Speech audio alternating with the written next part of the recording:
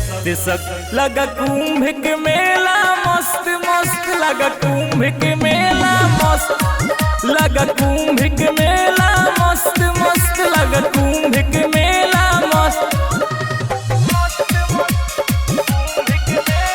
Music by Mukesh Singh.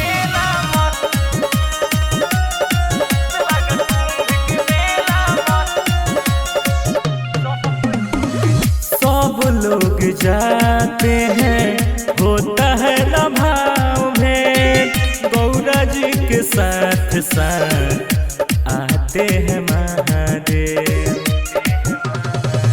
सब लोग आते हैं होता है ना भाव भेंट गौरा जी के साथ साथ आते हैं महादेव। कार्तिक गणेश साथ में हाथे पकड़ के हाथ में हम भी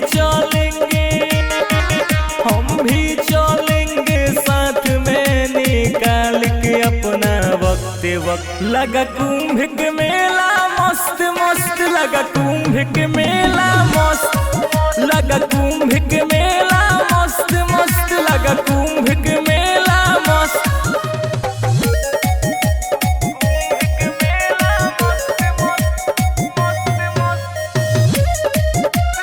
म्यूजिक बाय मुकेश सिंह। 40 करोड़ का हुआ है सुनी जा व्यवस्था सभी लोग को मिलेगा फ्री में नाश्ता।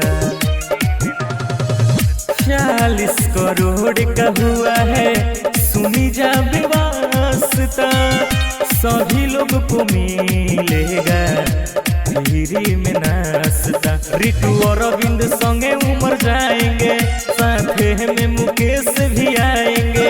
ये बात सब है सोच सोच बड़ा मिलेंगे वहाँ पे भक्त भक्त लगा कुंभ के मेला मस्त मस्त लगा कुंभ के मेला